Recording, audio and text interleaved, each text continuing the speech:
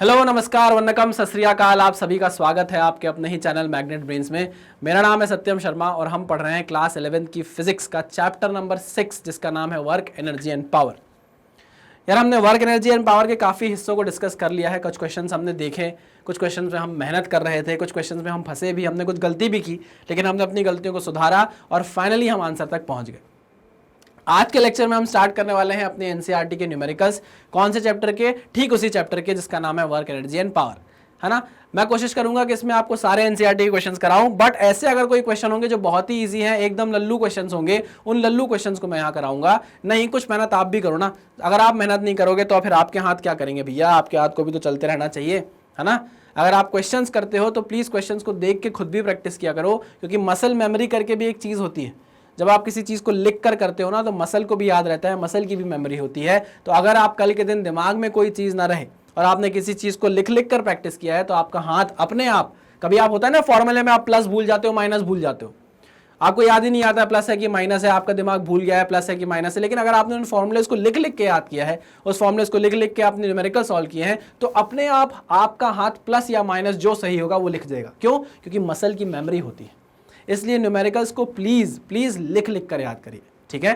चलिए, क्वेश्चन पहला बहुत इजी है आपकी आंखों के सामने, है ना। मैं सिर्फ डिस्कस करूंगा, अगर जरूरी नहीं होगा तो मैं इसको लिख कर नहीं करूंगा, बोल बोलकर डिस्कस करने के बाद भी क्वेश्चन सॉल्व हो सकता है। पहला क्वेश्चन ये बोल रहा है, the sign of work done by force on a body is important to understand. आपको पता होना चाहिए भाई कि जो आपका वर्क डन है उसका साइन क्या है, पॉजिटिव है या नेगेटिव है, ये पता होना चाहिए। हाँ, पता होना चाहिए, ठीक है ना। चलिए, जैसे आपको रोड के लेफ्ट साइड चलना चाहिए, है ना। अगर आप जा रहे हो तो लेफ्ट साइड जाओ, जो आ रहे हो तो राइट साइड आओ, ये सारी चीजें आपको पता होनी चाहिए। वैसे ही आपको वर्क डन का साइन पता होना चाहिए।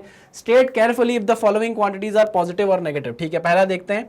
Work done by a man in lifting a bucket out of a well. एक आदमी है, वो बकेट को क्या कर रहा है, कुएं से खींच रहा है, ठीक है ना, पुली की मदद से। तो अगर ये ऐसे खींच रहा है, यहाँ पर एक पुली लगी हुई है और पुली से आपने एक बकेट को लटकाया हुआ है। अरे बाप रे, ये लटकाया हुआ है आपने बकेट को, ठीक है ना, और ऐसे आप खींच रहे हो उसको, ठीक है ना। तब आप देखो ऊपर की तरफ टेंशन जो खींच रही है, और ऊपर की तरफ ही क्या हो रहा है, इसका डिस्प्लेसमेंट हो रहा है। ऊपर की तरफ क्या हो रहा है, इसका डिस्प्लेसमेंट हो रहा है। तो जिस डायरेक्शन में फोर्स है उसी डायरेक्शन में डिस्प्लेसमेंट है। तो वर्क डन कितना होगा भाई? पॉजिटिव होगा। क्या होगा? पॉजिटिव होगा, ठीक है ना।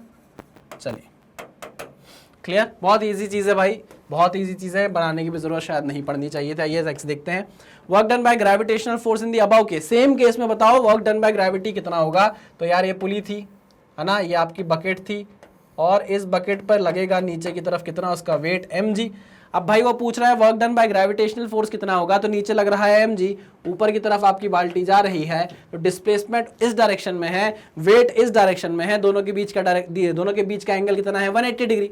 डायरेक्शन अपोजिट है ना, फोर्स नीचे, डिस्प्लेसमेंट ऊपर, डायरेक्शन अपोजिट, एंगल 180 डिग्री। आपको पता है, चाहे आप फॉर्मूले से सॉल्व करो, चाहे एक कॉमन सेंस से भी बात करो, तो आपको पता चल जाएगा कि ये वर्क डन क्या होगा, नेगेटिव, ठीक है ना, क्योंकि फोर्स और डिस्प्लेसमेंट अपोजिट डायरेक्शन में है। तो यहां पर वर्क डन क्या है भाई? नेगेटिव है। चलिए नेक्स्ट देखते हैं c. Work done by friction on a body sliding down an inclined plane. अच्छा, आइए इसको भी देख लेते हैं। ये इंक्लाइंड प्लेन है, इंक्लाइंड प्लेन है, ठीक है ना। एक बॉडी है, मान लीजिए एम मास की बॉडी है। Work done by friction on a body sliding down inclined plane. ये नीचे की तरफ स्लाइड कर रही है, नीचे की तरफ स्लाइड करेगी किस फोर्स से? mg साइन थीटा से, है ना। नीचे की तरफ mg साइन थीटा, यहाँ लगेगा mg और इसका एक कंपोनेंट होगा ये mg कॉस थीटा। चलिए, ये सब तो बात की बात है। वो ये बोल रहा है कि नीचे स्लाइड कर रही है, एक्सेलरेशन नीचे की तरफ है, तो फ्रिक्शन फोर्स लगेगा अपोजिट डायरेक्शन में। This is the direction of friction force. अच्छा, तो work done by friction on a body sliding down inclined plane. तो आपका जो डिस्प्लेसमेंट है, डिस्प्लेसमेंट की डायरेक्शन भी तो यही है, डिस्प्लेसमेंट की डायरेक्शन भी यही है, फ्रिक्शन फोर्स की डायरेक्शन ये है, डिस्प्लेसमेंट डायरेक्शन ये है, दोनों अपोजिट डायरेक्शन में है। तो वर्क डन क्या होगा? नेगेटिव होगा। वर्क डन क्या होगा? इस केस में भी नेगेटिव होगा, ठीक है, कोई बड़ी बात नहीं है, नेगेटिव होगा। आइए डी वाला ऑप्शन देखते हैं। Work done by an applied force on a body moving on a rough horizontal plane with uniform velocity. क्या? Work done by an applied force on a body moving on a rough horizontal plane with uniform velocity. ठीक है, ये भी देख लेते हैं भाई। आइए, एक ये सरफेस है, लेकिन ये रफ सरफेस है। कैसा सरफेस है भाई? रफ सरफेस है। इस पर एक बॉडी रखी हुई है मास m की, इस पर लग रहा है फोर्स F, ठीक है ना।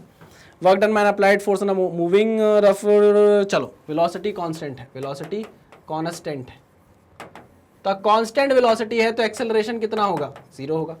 एक्सेलरेशन 0 होगा तो नेट फोर्स कितना होगा, 0 होगा। नेट फोर्स कितना होगा, 0 होगा। अब अगर इस डायरेक्शन में बॉडी मूव कर रही है, मान लिया मैंने इस डायरेक्शन में बॉडी मूव कर रही है, डिस्प्लेसमेंट इस डायरेक्शन में है, तो फ्रिक्शन फोर्स कहाँ लगेगा, अपोजिट डायरेक्शन में, this is direction of friction force, है ना। वो पूछ रहा है work done by the applied force, work done by the applied force, ये है अप्लाइड फोर्स, इस डायरेक्शन में है अप्लाइड फोर्स, इसी डायरेक्शन में है डिस्प्लेसमेंट, तो वर्क डन क्या हो जाएगा, पॉजिटिव। सेम डायरेक्शन है डिस्प्लेसमेंट की, उसी डायरेक्शन में फोर्स भी है, क्या हो गया, पॉजिटिव हो गया। बहुत आसान, पॉजिटिव हो गया, वर्क डन पॉजिटिव हो गया। चलिए very good. Next point, work done by the resistive force of air on a vibrating pendulum in bringing it to rest. ये जो अंग्रेजी परेशान करती है ना, कभी कभी तो ना आपको बनता हुआ क्वेश्चन भी शायद आप समझ ना पाओ, और जब आप बाहर निकलो एग्जाम सेंटर के तो आपको लगे अरे ये पूछ रहा था क्या, ये तो आता था। तो ना कभी भी मैं ये इसलिए बोलता आता हूँ कि इंग्लिश थोड़ा थोड़ा पढ़ते रहो, इंग्लिश छोड़ो मत। ये मेरा मानना भी बिल्कुल सही है कि हिंदी बहुत अच्छी आनी चाहिए, बिल्कुल आनी चाहिए, लेकिन आप ये सोच के कि नहीं हिंदी ही बस आनी चाहिए, इंग्लिश हम क्यों पढ़ें, ये गलत हो जाता है। क्योंकि आपको आज के टाइम में जो चीज़ें आती हैं वो आपको एक्सप्रेस करते भी आना चाहिए, वो आपको बताते भी आना चाहिए। अगर आपको कोई चीज़, अगर आप किसी चीज़ में 80% अच्छे हो लेकिन आप बताने में 20% अच्छे हो, तो आप कैसे बता पाओगे कि आपको 80% आता है। इससे बेटर तो ये होगा कि अगर आपको कोई काम 50% आता हो और वो 50 का 50% आप कन्वे कर पाओ, बता पाओ कि मेरे को ये 50% आता है, तो वो ज़्यादा बेहतर कंडीशन होगी ना।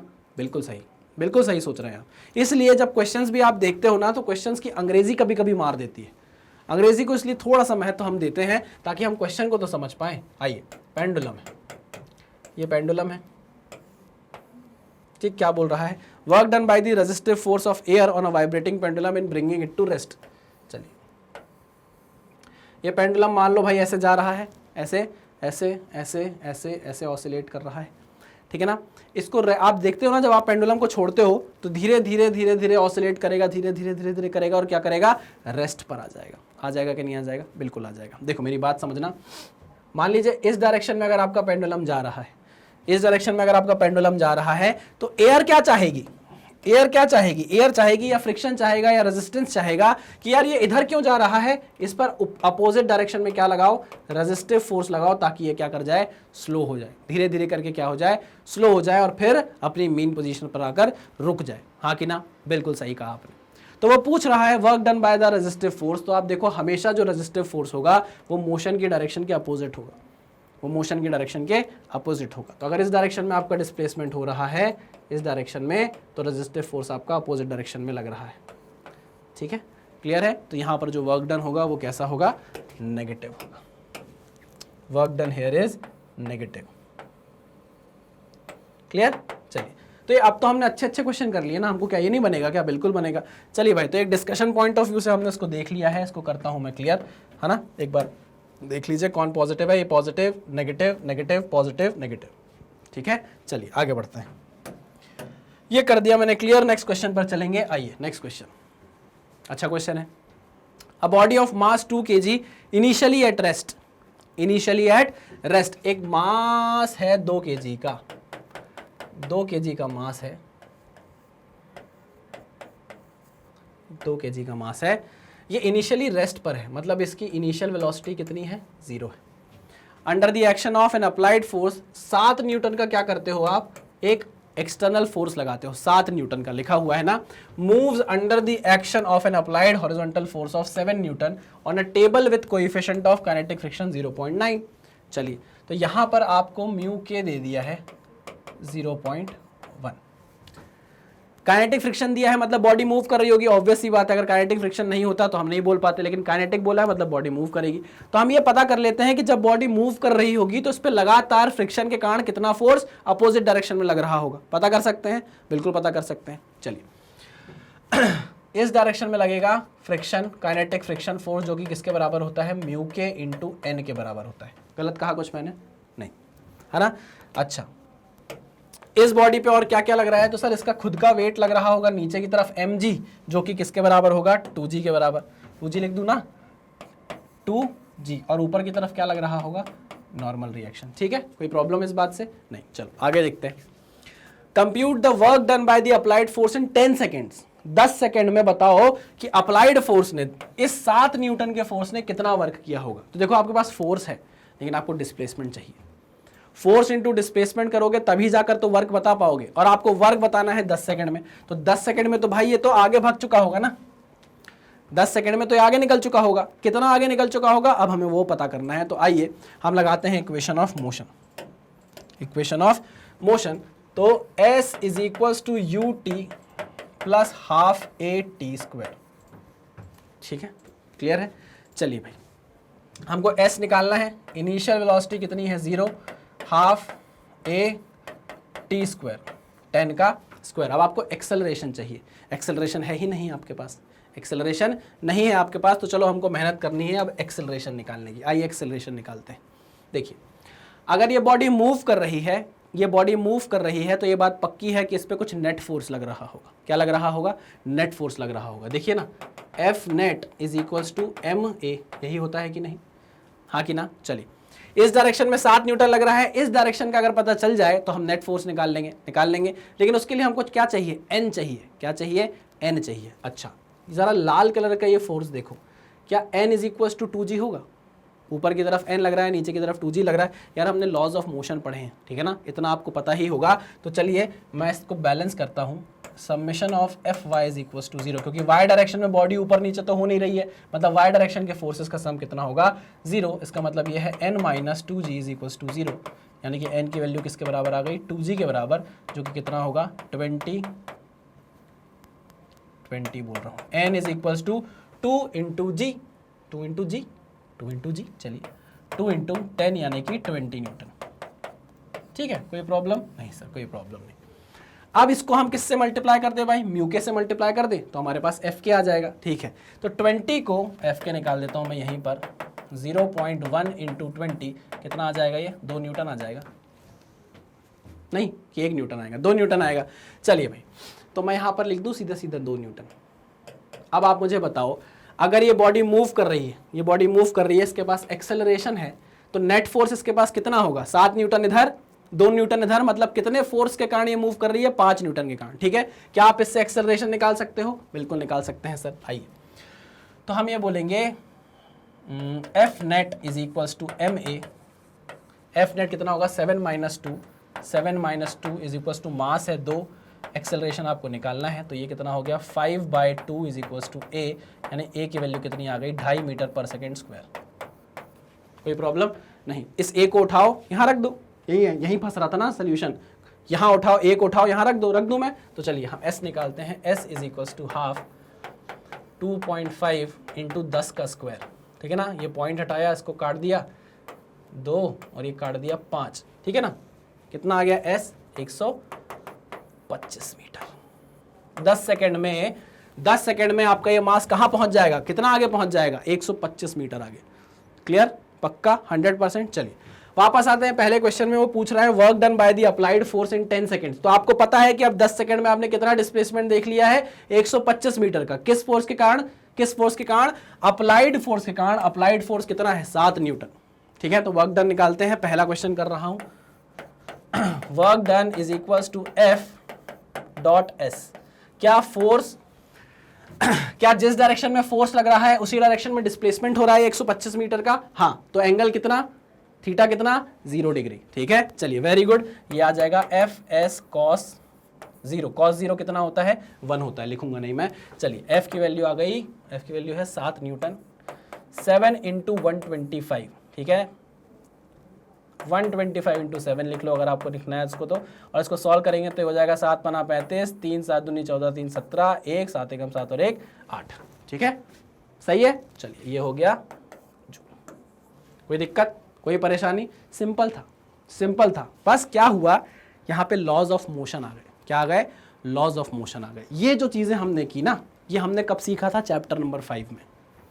अगर आपने चैप्टर नंबर 5 के वीडियोस नहीं देखे होंगे आप फंस जाओगे यहाँ आके, है ना। ये अगर आपको फ्रिक्शन का कंसेप्ट नहीं पता होगा आप फंस जाओगे यहाँ आके। तो आपको पुराने चैप्टर्स देखने पड़ेंगे, क्योंकि जब कोई अच्छा क्वेश्चन बनता है तो वो 2 3 4 5 चैप्टर के कंसेप्ट को मिलाकर बनता है। ठीक है, प्लीज पुराने लेक्चर जरूर देखिए, नहीं तो आपको क्वेश्चंस नहीं बनेंगे। चलिए इसको नोट डाउन करिए, फिर नेक्स्ट टॉपिक नेक्स्ट पॉइंट पर चलते हैं। चलिए भाई नेक्स्ट कर दूं।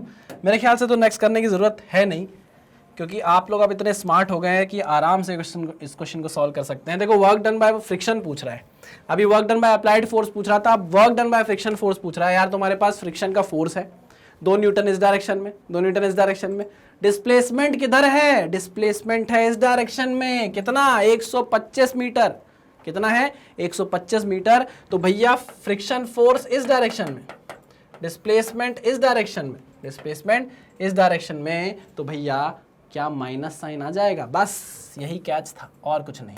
तो work done by friction force is nothing but, कितना है फ्रिक्शन का फोर्स, एफ के इंटू एस, ये कर दिया, यानी कि एफ के एस कॉस थीटा कितना है कॉस 180, तो ये आ गया 2 न्यूटन इंटू 125 इंटू -1, कितना आ गया -250 जूल। ये आ गई वर्क डन बाय फ्रिक्शन।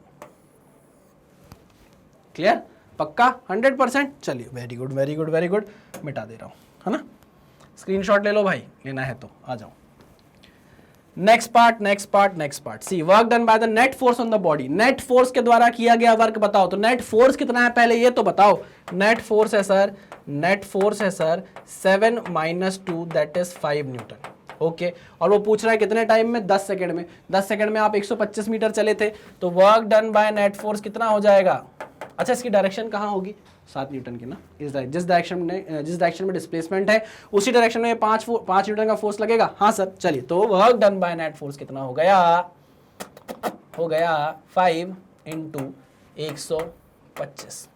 कोई दिक्कत नहीं, अरे हाँ ना, सेम डायरेक्शन है तो कितना हो जाएगा 625 जूल। नहीं, चलो भैया बचम 25 की 5 लाए दो, चलो ठीक है। चलिए ये हो गया 625 जूल, माइनस आएगा कि प्लस आएगा, प्लस आएगा। लास्ट एक और देख लेते हैं, change in kinetic energy of the body in 10 second. देखो यार, वर्क एनर्जी थ्योरम पता है, वर्क एनर्जी थ्योरम पता है क्या बोलती है। वर्क एनर्जी थ्योरम ये बोलती है कि work done by all forces is equals to change in kinetic energy of the body. ठीक है, यहां पर अगर आप चेंज इन काइनेटिक एनर्जी निकालना चाहते हो तो क्या आप work done by all forces निकाल सकते हो। अरे बाबा, अगर आपने नेट फोर्स के द्वारा किया गया वर्क निकाल लिया तो ये क्या है, यही तो चेंज इन काइनेटिक एनर्जी देगा। By work energy theorem W net is equal to change in kinetic energy. Work done by all forces is equal to change in kinetic energy. तो कितना आ जाएगा चेंज इन काइनेटिक एनर्जी भाई, 625 joule के बराबर। ठीक है, पक्का। चलिए भाई इसको नोट डाउन कर लीजिए, फिर नेक्स्ट क्वेश्चन पर चलते हैं। चलिए भाई नेक्स्ट क्वेश्चन पर चलते हैं। नेक्स्ट क्वेश्चन आपका एक बहुत बेहतरीन क्वेश्चन होने वाला है जो आपके कंसेप्ट्स को टेस्ट करेगा। एक्चुअली ये थ्योरी क्वेश्चन है ना, हमने बातों बातों में इसका डिस्कशन किया है। मैंने नोट में ये पॉइंट आपको बताया था जब हम मैकेनिकल एनर्जी पढ़ रहे थे, है ना, जब एनर्जीज की बात कर रहे थे तब मैंने ये पॉइंट आपको अलग से लिखवाया था, मुझे आज भी याद है। नीचे लास्ट पॉइंट था ये, इसको हमने डिस्कस किया था, ठीक है ना। उसी पॉइंट पर बेस्ड ही आपके सामने एक न्यूमेरिकल आया है, न्यूमेरिकल तो नहीं बोलूंगा, क्वेश्चन आया है। आइए पढ़ते हैं। Given in figure are examples of some potential energy functions in one dimension. आपको कुछ ऐसे ग्राफ्स दिए गए हैं जिसमें आपको पोटेंशियल एनर्जी का क्या बताया गया है, एक डायमेंशन के साथ, वन डायमेंशन के साथ फंक्शन बताया गया है ना। आज पढ़ लो, आज बढ़िया 4 लाइन आपको सुनाई जाएगी, एकदम बढ़िया 4 लाइन एकदम लिखी हुई इस नाचीज के द्वारा, एकदम बढ़िया 4 लाइन सुनाई जाएगी। चलिए अच्छा ठीक है, potential energy as a function एक डायमेंशन के साथ आपको की फंक्शन डिफाइन करके बताया गया। ठीक है, देखेंगे अभी वो। The total energy of the particle is indicated by a cross. Graph में आपको एक क्रॉस दिखेगा, वो क्रॉस क्या रिप्रेजेंट करेगा, total energy of the particle. ठीक है, क्रॉस क्या बता रहा है आपको, total energy. The total energy of the particle is indicated by a cross on the ordinate axis. अभी देखेंगे ग्राफ एक साथ देखेंगे। In each case specify the regions, if any, region को स्पेसिफाई करो अगर है तो, in which the particle cannot be found for the given energy, मतलब वहां पर वो पार्टिकल पाया ही नहीं जा सकता इस एनर्जी के साथ। ठीक है, also indicate the minimum total energy of the particle must have in each case. ठीक है, आइए देखते हैं ईच केस को। ये है भाई वो ग्राफ, ठीक है, जिनके बारे में हमको बात करनी है। पहले कुछ काम की बात, हमने अभी तक बात की थी कि energy is equals to kinetic energy plus potential energy, अगर आपको याद हो तो शॉर्ट फॉर्म में अगर लिखूं तो ए is equals to K E plus P, E is equals to K E plus P. ठीक है, हम ये जानते हैं कि kinetic energy is always positive, it is always positive, it is always positive, नहीं हाँ, K इज ऑलवेज पॉजिटिव। ठीक है, तो अगर K is always positive, kinetic energy is always positive, तो आप ये भी तो बोल सकते हो कि E minus P is always greater than zero. हाँ कि ना? नहीं, अरे भाई काइनेटिक एनर्जी को हमेशा पॉजिटिव ही होना है, क्या जीरो नहीं हो सकती? जीरो हो सकती है, जीरो हो सकती है। ठीक है, लेकिन हमेशा याद रखना कि ये जो टोटल एनर्जी है ये किससे बड़ी होगी भाई? हमेशा बड़ी होगी किससे? पोटेंशियल एनर्जी से। ऐसा कभी भी नहीं हो सकता कि पोटेंशियल एनर्जी बड़ी हो जाए किससे? टोटल एनर्जी से। ऐसा कभी भी नहीं हो पाएगा, ये दिमाग में आपको हमेशा रखना है। ठीक है, चलिए आइए अब आप ग्राफ को देखिए। पहला ग्राफ ये है, ये पहला ग्राफ है ना, पहले ग्राफ को देखिए, ये आपका पहला ग्राफ है। इस ग्राफ में आप देखो, ये है आपकी पोटेंशियल एनर्जी। यहाँ पर जो V0 बताया है वो और कुछ नहीं है, वो पोटेंशियल एनर्जी है ना, घबराइएगा नहीं। तो ये है आपकी पोटेंशियल एनर्जी। यहाँ पर आप देखो, ये जो क्रॉस बताया है, क्रॉस आपको देखो क्या बता रहा था, ये देखो ना, क्रॉस आपको क्या बता रहा था? क्रॉस आपको टोटल एनर्जी बता रहा था, है ना। चलिए आइए देखिए ग्राफ को देखिए। यहाँ पर जो पोटेंशियल एनर्जी है, वो किसके ऊपर चली गई है? वो टोटल एनर्जी के ऊपर चली गई है। It is not possible, this is not possible. मतलब x ग्रेटर देन a, जब x की वैल्यू a के ऊपर जाने लगेगी, या तो मैं तो बोलूं कि जब वो a के बराबर भी आया, तो हम बोलेंगे कि ये कंडीशन पॉसिबल ही नहीं है। इस कंडीशन पर पार्टिकल एग्जिस्ट ही नहीं कर सकता, यहाँ पर पार्टिकल एग्जिस्ट नहीं कर सकता। No existence of particle, no existence of particle. क्यों? क्योंकि कभी भी पोटेंशियल एनर्जी टोटल एनर्जी से ज़्यादा नहीं हो सकती। अगर ऐसा हो गया, अगर पोटेंशियल एनर्जी टोटल एनर्जी से ज़्यादा हो गई, तो इनका जो डिफरेंस है वो नेगेटिव आ जाएगा, जीरो से कम आ जाएगा, और काइनेटिक एनर्जी को क्या बना देगा? नेगेटिव बना देगा, जो कि कभी भी पॉसिबल नहीं हो सकता। क्लियर बात है, पक्की बात है। हाँ, ये बोल दो आप कि x लेस देन a के लिए पार्टिकल एग्जिस्ट कर सकता है, x लेस देन a के लिए पार्टिकल एग्जिस्ट कर सकता है। यहाँ पर उसके पास मिनिमम एनर्जी कितनी होगी? मिनिमम एनर्जी उसके पास होगी जीरो। ठीक है, क्लियर है? ये देखो ना, x लेस देन a के लिए मिनिमम एनर्जी कितनी होगी? जीरो। देख लीजिए, क्लियर है? क्रॉस देखकर समझ गए ना, हम क्रॉस देखकर समझ गए। अगर पोटेंशियल एनर्जी क्रॉस के ऊपर जाने लग गई तो बोल देना भैया पार्टिकल यहाँ एग्जिस्ट कर ही नहीं सकता, नीचे रह गई तो हाँ एग्जिस्ट कर सकता है। चलिए आइए दूसरे डायग्राम में चलते हैं। This is your second diagram, NCERT के हिसाब से बता रहा हूं मैं। अब यहाँ देखिए x is equal to zero मान लो इसको, ये क्या है? x is equal to zero है। x is equal to zero पे ही आप देखो, this is your total energy, and this is your potential energy. यहाँ भी देखो क्या हुआ, पोटेंशियल एनर्जी टोटल एनर्जी से ऊपर चली गई, जो कि कभी भी पॉसिबल नहीं है। पोटेंशियल एनर्जी कभी भी ज़्यादा नहीं हो सकती टोटल एनर्जी से, ये पॉसिबल नहीं है। बार बार काट रहा हूं मैं लिख के। यहाँ देखो वही तो हो रहा है, पोटेंशियल एनर्जी ऊपर चली गई ना, this is your potential energy, और ये किसके ऊपर है? टोटल क्रॉस के ऊपर है कि नहीं? बिल्कुल है। तो ये कंडीशन भी पॉसिबल नहीं हो सकती है ना। अगर आपसे पूछे कि क्या x इज इक्वल्स टू, क्या x ग्रेटर देन जीरो या x is equals to zero पे, क्या x ग्रेटर देन जीरो और x is equals to zero पे क्या पार्टिकल एग्जिस्ट कर सकता है? आप बोलोगे ना, नो एग्जिस्टेंस, पार्टिकल एग्जिस्ट नहीं कर सकता, नो एग्जिस्टेंस। क्लियर, पक्की बात? क्यों नहीं कर सकता? रीजन यही है, ठीक है ना। मिनिमम एनर्जी कितनी होगी भाई? तो मिनिमम एनर्जी होगी कितनी?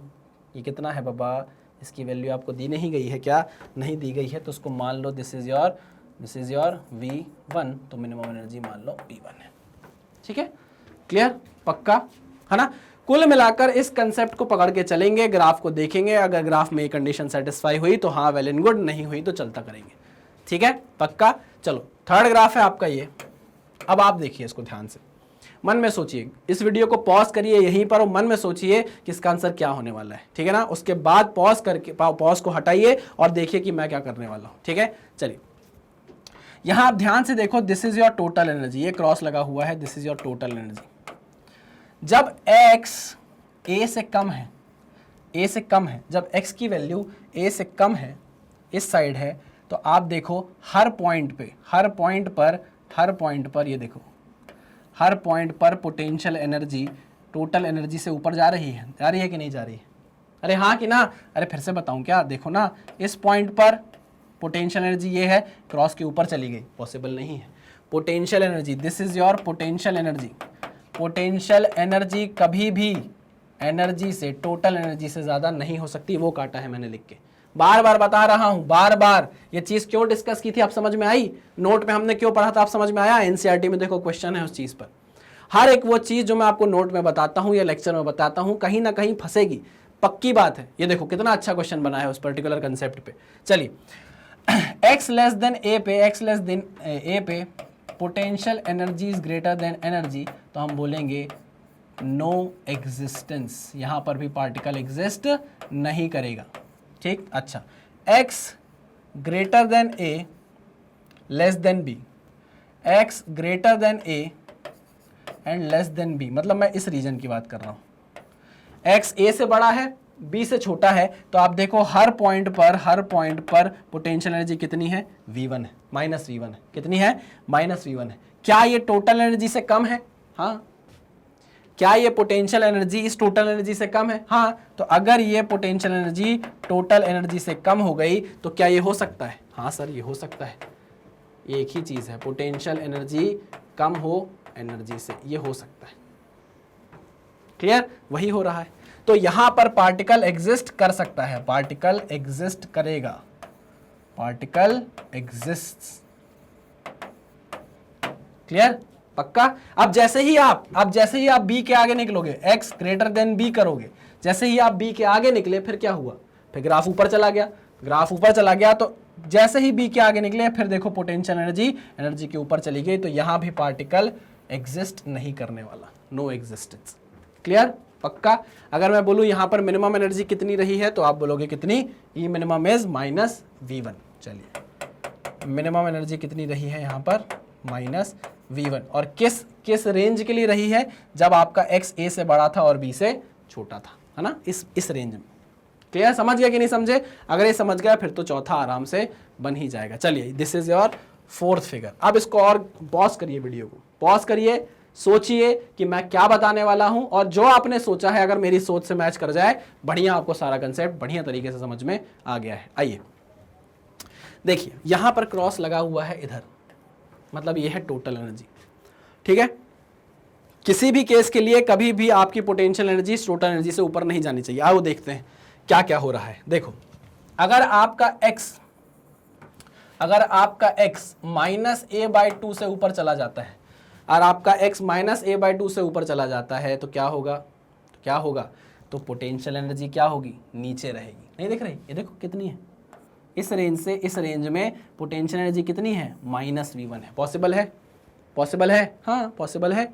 कम हो सकती है पोटेंशियल एनर्जी, ज्यादा नहीं होगी, याद रखना। चलो आ जाओ, अगर आप देखो x की वैल्यू अगर माइनस b/2 के इस रेंज में चली जाए, इस साइड आ जाए, तो आप देखो हर पॉइंट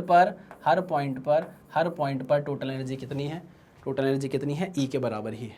पॉसिबल है? पॉसिबल हो सकता है। सिमिलरली अगर आप b/2 को देखो, b/2 के अगर आप आगे जाते हो इस रेंज में, तो भी आपका ये पॉसिबल केस है कि नहीं? पार्टिकल एग्जिस्ट कर सकता है। हाँ, तो मैंने आपको ये बोला, पार्टिकल यहाँ एग्जिस्ट कर सकता है इस रेंज में, पार्टिकल यहाँ एग्जिस्ट कर सकता है इस रेंज में, और पार्टिकल यहाँ एग्जिस्ट कर सकता है इस रेंज में। कोई दिक्कत नहीं सर, कोई दिक्कत नहीं। पार्टिकल कहाँ एग्जिस्ट नहीं कर सकता? जहां पर उसकी पोटेंशियल एनर्जी टोटल एनर्जी के ऊपर चली गई हो। और वो कौन सी रेंज है? वो मैं रेड कलर से बना देता हूं, वो ये रेंज है। देखो, इस रेंज के लिए सॉरी गलत बना दिया, इस रेंज के लिए, ठीक है ना? ये लाल कलर से जो मैंने बनाया है, इस रेंज के लिए आपका पार्टिकल एग्जिस्ट नहीं करेगा। लाल मतलब खतरा, लाल कलर मतलब खतरा। तो इस पर्टिकुलर रेंज के लिए आपका पार्टिकल एग्जिस्ट नहीं कर सकता, क्योंकि वहां पर उसकी पोटेंशियल एनर्जी किसके ऊपर चली जा रही है? टोटल एनर्जी के ऊपर चली जा रही है। क्लियर? पक्का? सिंपल, बहुत आसान क्वेश्चन। उनके लिए जिनने नोट अच्छे से पढ़ा होगा, जिनने लेक्चर अच्छे से देखा होगा, नहीं तो बस रट्टा मारो, खत्म करो, आगे बढ़ो, फिर भूल जाओ, फिर रट्टा मारो, आगे बढ़ो, फिर भूल जाओ, फिर रट्टा मारो, और जब एग्जाम में आ जाए तो फिर झांको इधर उधर। भाई बता दे, कसम से बता दे, समोसा खिलाऊंगा, पेटिस खिलाऊंगा, बस यही चलता रहेगा। फिर अगर लेक्चर अच्छे से देख लोगे एनसीईआरटी के सारे क्वेश्चन बन जाएंगे, ठीक है ना। चलिए भाई इसको नोट डाउन करिए, आगे बढ़ते हैं। फिर चलिए भैया आ जाइए, नेक्स्ट क्वेश्चन पर जंप कर जाएं। कितना बढ़िया क्वेश्चन था लेकिन, है ना, कसम से एकदम चुम्बेश्वरी क्वेश्चन था। आइए नेक्स्ट क्वेश्चन पर चलते हैं। The potential energy function for particle executing linear simple harmonic motion क्या होता है? अभी हम जब चैप्टर पढ़ेंगे इस पर बेस्ड, तब जान जाएंगे कि लीनियर सिंपल हार्मोनिक मोशन क्या होता है, ठीक है ना। अभी जानने की जरूरत नहीं है। Is given by Vx is equal to kx²/2। अच्छा ये क्या दिया हो भाई? ये पोटेंशियल एनर्जी का फंक्शन दिया हुआ है x के साथ, ठीक है। Where k is the force constant of the oscillator, ठीक है, जाने दो। k की वैल्यू 0.5 न्यूटन पर मीटर दी गई है। The graph Vx versus x is shown in the figure, ठीक है भाई। Vx क्या है? पोटेंशियल एनर्जी है ना। V देख के घबराना मत, V क्या है? पोटेंशियल एनर्जी है। चलिए okay, show that a particle of total energy 1 joule, total energy 1 joule, फिर से लिखता हूं यहां पर मैं, टोटल एनर्जी या फिर एनर्जी, जिसको आप एनर्जी ही बोलते हो, is equals to kinetic energy plus potential energy, याद रखना, है ना। चलिए, energy 1 joule moving under the potential must turn back when it reaches x is equals to +-2 metre. बाबा वो बोल रहा है ऑसिलेशन हो रहे हैं, क्या हो रहे हैं? ऑसिलेशन हो रहे हैं।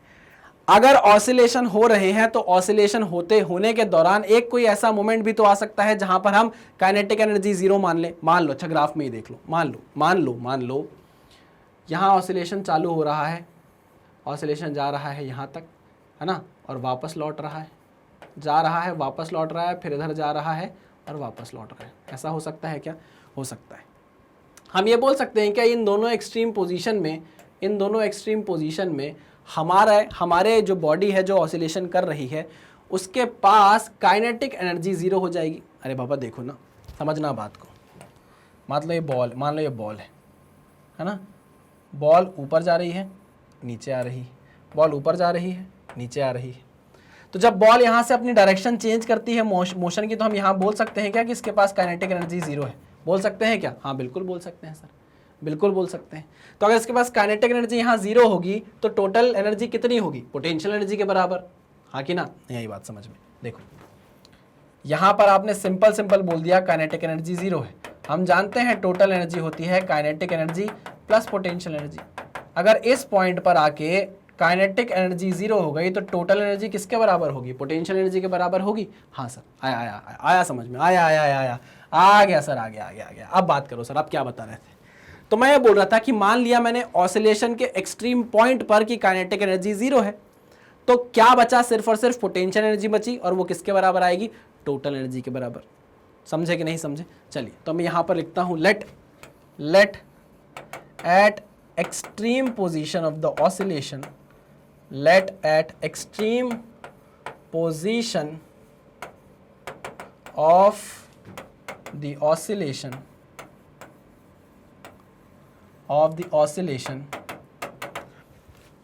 kinetic energy is 0. This implies total energy is equals to kinetic energy plus potential energy, and kinetic energy तो आपने 0 कर दी। मान लीजिए ये हमारा एक्सट्रीम पोजीशन थी, this is our extreme position, तो हमने यहाँ बोल दिया काइनेटिक एनर्जी 0 है। तो अगर काइनेटिक एनर्जी 0 है तो पोटेंशियल एनर्जी तो कुछ ना कुछ होगी, और वो किसके बराबर होगी? टोटल एनर्जी के बराबर। This is your total energy, और वो कितनी है? 1 जूल। कितनी है? 1 जूल। तो हम बोल सकते हैं इस मोमेंट पर पोटेंशियल एनर्जी किसके बराबर होगी? टोटल एनर्जी के बराबर। क्लियर बात है? 100%? हाँ सर 100%। ठीक है सर, ओके। तो अब आप यहां आ जाओ, टोटल एनर्जी कितनी है भाई? 1 जूल। काइनेटिक एनर्जी हो गई 0। पोटेंशियल एनर्जी का आपको क्या दिया हुआ है? x के साथ वेरिएशन दिया हुआ है kx²/2, क्योंकि हमको पता करना है x की किस वैल्यू पर आप अपने ऑसिलेशन के एक्सट्रीम पॉइंट पर पहुंच जाओगे, जहां से आपकी बॉडी क्या करेगी? रिवर्ट आएगी, जो घूम के आएगी, वापस रिटर्न मारेगी। ठीक है, चलिए भाई अब क्योंकि काइनेटिक एनर्जी जीरो हो जाएगी एक्सट्रीम पोजीशन पर, तो और आगे तो जा नहीं सकती, वहां से लौटना तो पड़ेगा। चलिए यहां से हम x की वैल्यू निकालते हैं। kx² इज इक्वल्स टू कितना आ जाएगा 2 जूल। k की वैल्यू 0.5 है, यानी कि k की वैल्यू 1/2 है, तो x² की वैल्यू कितनी आ गई 4 आ गई। x² की वैल्यू कितनी आ गई 4 आ गई। ठीक है, चलिए x² is equals to 4, x कितना आ गया +-2। तो क्या जो क्वेश्चन में बोला गया है वो सही है? क्या जो क्वेश्चन में बोला गया है वो सही है कि पता करो कि क्या आपकी जो बॉडी है, आपका जो पार्टिकल है, वो टर्न बैक करता है x is equal to +-2 metre पर। तो हाँ, बिल्कुल सही कहा आपने, x is equal to +-2 metre पर आपका पार्टिकल रिटर्न मारता है। ठीक है, this is +2 and this is -2, x की वैल्यू +2 एंड -2। क्लियर है? चलिए, वेरी गुड, बहुत अच्छा क्वेश्चन था, इसको भी नोट डाउन करिए, फिर आगे चलते हैं। चलिए आगे बढ़ते हैं नेक्स्ट क्वेश्चन की तरफ, इसको करो क्लियर। आ जाओ भाई नेक्स्ट क्वेश्चन पे। ओहो ओहो, इतना बड़ा क्वेश्चन। आंसर द फॉलोइंग, क्या है? देखो डिस्कशन वाले क्वेश्चन है, theory. The casing of a rocket in flight burns up due to friction. मतलब जो केसिंग होती है आपके रॉकेट की, जब वो उड़ता है, ऊपर जाता है, तो उसकी जो कवरिंग होती है, केसिंग होती है, आउटर केसिंग जो होती है, वो जल जाती है। क्यों? फ्रिक्शन के कारण। ठीक है ना? ओके, तो जो जल जाती है फ्रिक्शन के कारण, उसके लिए हमको एनर्जी चाहिए भाई। कैसे जली? तो वही क्वेश्चन पूछ रहा है कि at whose expense is the heat energy required for burning obtained the rocket और द एटमॉस्फेयर। किसकी मदद से वो जो बर्न करने के लिए हीट एनर्जी प्रोड्यूस होती है, वो कौन करता है? रॉकेट करता है कि एटमॉस्फेयर करता है? देखो, फ्रिक्शन एटमॉस्फेयर के कारण तो होता है, लेकिन इतना ज़्यादा नहीं होता। जैसे जैसे रॉकेट ऊपर जाता है, रॉकेट के अंदर का फ्यूल बर्न होता है, स्पीड बढ़ती है और काइनेटिक एनर्जी डिक्रीज करती है। क्यों? क्योंकि स्पीड बढ़ रही है, धीरे धीरे बढ़ रही है, बट काइनेटिक वो भी तो लग रहा है, हमारा फ्रिक्शन भी तो लग रहा है। अरे बाबा, ये रॉकेट है, समझने की कोशिश करना, ये रॉकेट है ना? इसके अंदर से ऐसे फ्यूल निकल रहा है। ठीक है ना? अब ये आगे की तरफ जाना चाहता है, बट जो एटमॉस्फेयर है वो इस पे इस तरीके का रेजिस्टेंस लगा रहा है कि नहीं लगा रहा है? बिल्कुल लगा रहा है। ठीक है ना? अब जैसे जैसे ये तेज स्पीड से चलेगा, अब इसकी काइनेटिक एनर्जी थोड़ी सी डिक्रीज करने लगेगी, है ना? काइनेटिक एनर्जी जो लॉस इन काइनेटिक एनर्जी आएगी, लॉस हुई है एनर्जी, काइनेटिक एनर्जी, वो आपको कैसे दिखेगी भाई? Energy can neither be created nor be destroyed. अगर काइनेटिक एनर्जी कम हुई है तो ऑब्वियस सी बात है फ्रिक्शन को ओवरकम करने में की गई होगी। एक जगह से काइनेटिक एनर्जी कम हुई, एक जगह से एनर्जी गायब हुई, तो दूसरी जगह हमको वो हीट एनर्जी बनकर दिख जा रही है। कैसे दिख जा रही है? फिर से रीअपियर हो जा रही है एनर्जी। कैसे? हीट एनर्जी बनके। क्या बनके? हीट एनर्जी बनके। काइनेटिक एनर्जी में लॉस आया, क्यों? क्योंकि फ्रिक्शन था। और जैसे ही काइनेटिक एनर्जी में लॉस आया, एनर्जी यहां से कम हुई, तो क्या बन गई? वो हीट एनर्जी में कन्वर्ट हो गई। किसके द्वारा? किसने दिया हीट एनर्जी में कन्वर्ट होने की? उसकी मदद, सहायता किसने की? मदद की हमारे रॉकेट ने। ठीक है, क्लियर है? जनरल डिस्कशन है, कुछ भी ऐसा खास इसमें नहीं है। चलिए आगे नेक्स्ट पॉइंट डिस्कस करते हैं, point B. Comets move around the sun in highly elliptical orbits. The gravitational force on the comet due to the sun is not normal to the comet's velocity in general, yet the work done by the gravitational force over every complete orbit of the comet is 0. Why? इतनी सारी अंग्रेजी क्या बोलना चाह रहा है? मैं simple भाषा में आपको बताता हूं कि अगर मान लो यहां पर सन है, ये आपका सूरज है, ये सन है, ठीक है ना? एक हाईली इलिप्टिकल ऑर्बिट है। हाईली इलिप्टिकल ऑर्बिट है मतलब सर्कुलर तो आपको कहीं से नहीं दिखेगी वो, है ना? वो जो ऑर्बिट है वो आपको सर्कुलर कहीं से नहीं दिख रही है, आपको इलिप्टिकल दिख रही है। तो जो कॉमेट एक चक्कर पूरा करता है, मान लो यहां से कॉमेट ने चलना चालू किया और घूम के एक चक्कर मार के कॉमेट वापस आ गया, तो वो ये पूछ रहा है कि the gravitational force on the comet due to the sun is not normal to the velocity. अब जो ग्रेविटेशनल फोर्स, मान लो यहाँ आपका कॉमेट है, इस पर ग्रेविटेशनल फोर्स लग रहा है टुवर्ड्स द सन, हाँ कि ना? और वेलोसिटी कहाँ है भाई उसकी वेलोसिटी है इधर। This is the direction of velocity, this is the angle. ये नॉर्मल तो कहीं से नहीं है। अगर इस फोर्स के नॉर्मल होती है वेलोसिटी, इस डायरेक्शन में अगर डिस्प्लेसमेंट होता तो हम बोल देते फोर्स के परपेंडिकुलर है डिस्प्लेसमेंट, तो भैया बोल दो कि वर्क डन क्या है? 0 है। बट यहाँ तो वो नहीं हो रहा है। फिर वो पूछ रहा है कि बताओ कि एक कंप्लीट चक्कर में work done by the gravitational force 0 क्यों है? तो इसका आंसर सिंपल सा इतना है कि gravitational force is a conservative force, और कंजर्वेटिव फोर्स के द्वारा अगर वर्क डन किया जाता है तो उसके लिए हम सिर्फ और सिर्फ इनिशियल और फाइनल पॉइंट देखते हैं। या हम ये भी जानते हैं कि work done by conservative force एक लूप में क्या होता है? 0 होता है।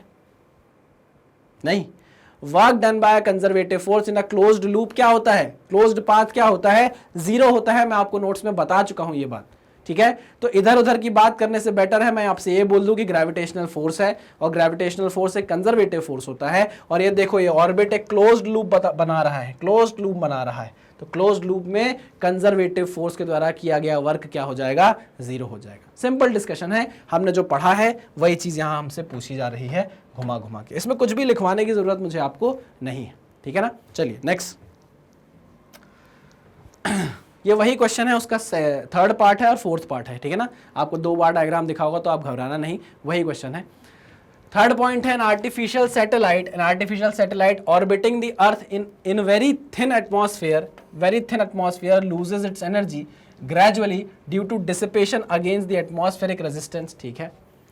However small, why then does its speed increase progressively as it comes closer and closer to the earth? यार देखो, जब आपकी आर्टिफिशियल सैटेलाइट, मान लो ये अर्थ है, छोटी सी बना रहा हूँ अर्थ, मान लीजिए आपकी सैटेलाइट घूम रही है, ठीक है ना, दूसरे कलर से बनाता हूँ।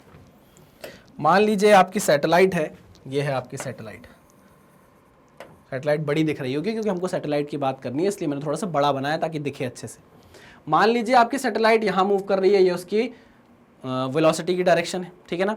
इस पर लग रहा होगा रेजिस्टेंस, इस पे लग रहा होगा फोर्स ऑफ रेजिस्टेंस, और क्या लग रहा होगा, और लग रहा होगा ग्रेविटी का फोर्स। किसका फोर्स, ग्रेविटी का फोर्स, हाँ कि ना।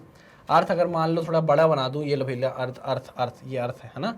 मान लीजिए ये लग रहा है हमारा, अगर मैं अर्थ बनाऊंगा तो फिर आपको वो समझने में दिक्कत होगी जो मैं आपको समझाना चाह रहा हूं। अगर आप थोड़ी देर के लिए इस अर्थ को छोटा सा मान लो, क्या मान लो, छोटा सा मान लो, तो आपको समझ में ज्यादा अच्छे से आएगा। देखिए, इस सैटेलाइट को खींचेगा अपनी तरफ अर्थ, ये फोर्स ऑफ ग्रेविटी लगेगा कि नहीं लगेगा, ठीक। फोर्स ऑफ ग्रेविटी क्या करेगा, इसको सैटेलाइट को खींचना चाहेगा अपनी तरफ, हाँ खींचना चाहेगा। तो क्या होगा, देखो आपकी जो सैटेलाइट है वो आगे भी बढ़ रही है और उसको नीचे खींचा भी जा रहा है, वो आगे भी बढ़ रही है, उसको नीचे खींचा भी जा रहा है। तो वो हल्का सा अपना क्या करेगी, अपना मोशन का डायरेक्शन चेंज करेगी, थोड़ा इधर आ जाएगी, अंदर की तरफ आ जाएगी, समझे मेरी बात। और फिर क्या करेगी, ऐसे घूमने लग जाएगी, हाँ कि ना, समझे कि नहीं समझे।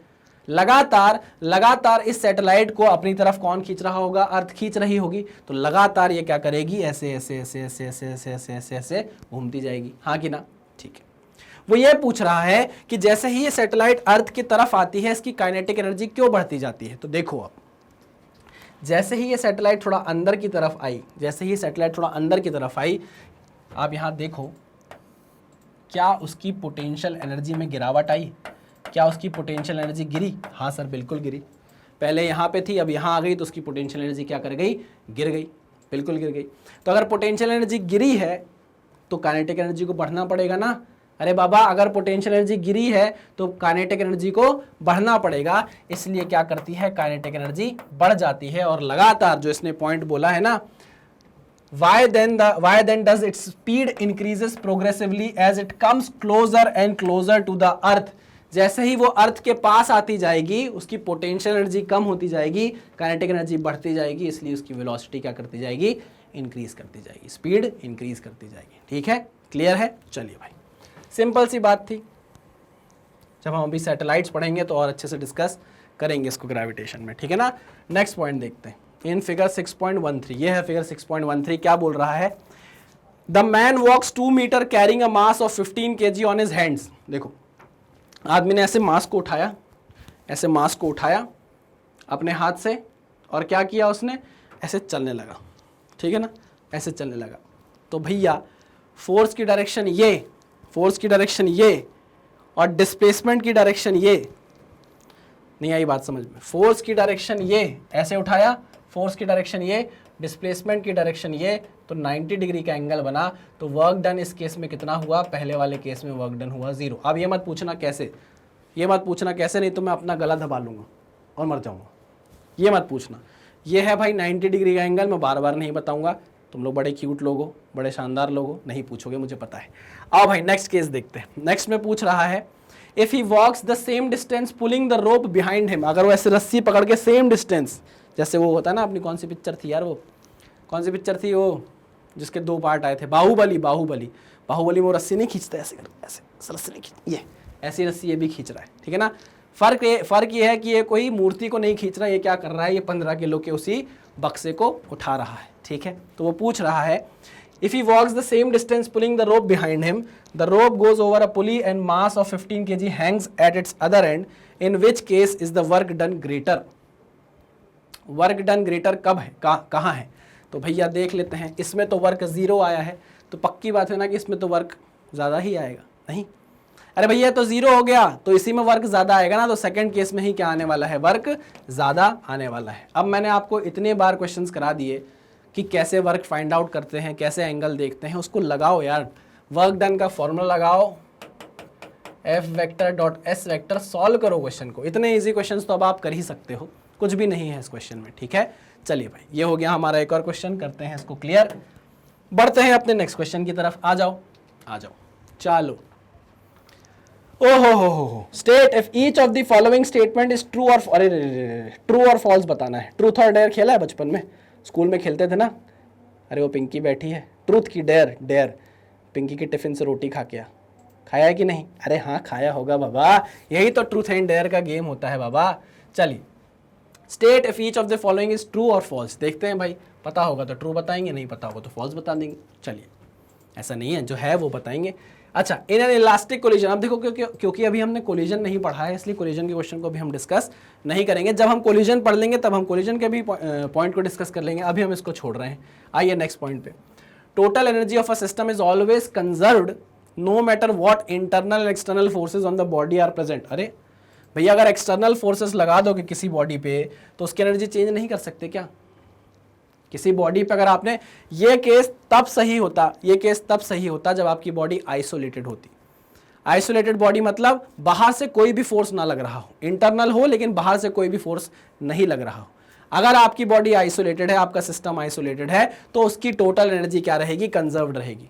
बट यहां पर ऐसा बोला नहीं गया है, इसमें सीधा बोल दिया गया है total energy of the system is always conserved. Always कैसे हो गया भैया, बताना पड़ेगा कंडीशन कि आइसोलेटेड है तो ऑलवेज, तब आप बोलोगे हाँ, नहीं तो आप बोलोगे नहीं भैया ऐसा बोलना सही नहीं है, तो आप यहां पर बताओगे फॉल्स। अगर आपने एक्सटर्नल फोर्स लगाया है तो बॉडी की एनर्जी चेंज हो सकती है, ठीक है। चलिए next, work done in the motion of a body over a closed loop is 0 for every, ये देखो घमंड देख रहे हैं लोग का, क्या बोल रहे हैं, work done in the motion of a body over closed loop, ठीक है, over closed loop is 0 for every मतलब हर फोर्स के लिए। तो क्या हम पागल हैं क्या कि हमने अलग से पढ़ा, चीख के पढ़ा, नोट में पढ़ा, लाइन खींच के पढ़ा कि भैया क्लोज्ड लूप में अगर वर्क डन 0 आ रहा है किसी फोर्स का तो वो फोर्स कंजर्वेटिव फोर्स है, नहीं तो वो फोर्स कंजर्वेटिव नहीं होगा। तो ये क्या हो गया भैया, ये हो गया फॉल्स। ऑलवेज एवरी फोर्स के लिए थोड़ी ना होगा भैया, सिर्फ कंजर्वेटिव फोर्स के लिए बोलना सही है, ठीक है। चलिए next point D, in an inelastic collision. देखो फिर से कोलिजन का क्वेश्चन आ गया है, तो अभी हमने कोलिजन क्योंकि डिस्कस नहीं किया है इसलिए हम कोलिजन के क्वेश्चन को अभी रहने देते हैं। जैसे ही मैं आपको कोलिजन पढ़ाऊंगा ये सारी चीजें आपके लिए हलवा हो जाएंगी, ठीक है। चलिए भाई, इसको भी नोट डाउन करिए, फिर आगे बढ़ते हैं। क्लियर कर दूं? कर दीजिए सर, आप जो चाहें वो कर दीजिए। आइए, अरे यार थ्योरी आ रही है, क्वेश्चन नहीं आ रहे, आ जाओ। Answer carefully with reasons. Inelastic collision है, अभी पढ़ा नहीं है तो अभी हम इसको छोड़ते हैं, जब पढ़ेंगे तब डिस्कस करेंगे। B, is the total linear momentum conserve during the short time of an elastic, फिर से इलास्टिक कोलिजन, नहीं। Next, what are the answers to A and B for an elastic collision. अरे ना, फिर से नहीं। The potential energy of two billion depends only on the separation distance collision elastic. अभी भी कोलिजन का ही क्वेश्चन है, तो अभी हमने कोलिजन पढ़ा नहीं है तो इस क्वेश्चन को हम अभी डिस्कस नहीं करेंगे। जैसे ही कोलिजन पढ़ेंगे वैसे ही इस क्वेश्चन को डिस्कस कर लेंगे, ठीक है। चलिए आगे बढ़ते हैं, ठीक है भाई। तो अभी हमने कोलिजन पढ़ा नहीं है तो मैंने इसलिए अब इसको क्रॉस कर दिया है। चलो भाई, इसी बात पर हम करते हैं इस लेक्चर को यहीं पर ख़त्म। मिलते हैं नेक्स्ट लेक्चर में। किसमें मिलते हैं? नेक्स्ट लेक्चर में एक न्यूमेरिकल क्वेश्चन के साथ। इतने सारे थ्योरी कर लिए, अब इसको करते हैं ख़त्म। तब तक आप सावधान रहिए, सतर्क रहिए, पढ़ते रहिए। Thank you very much.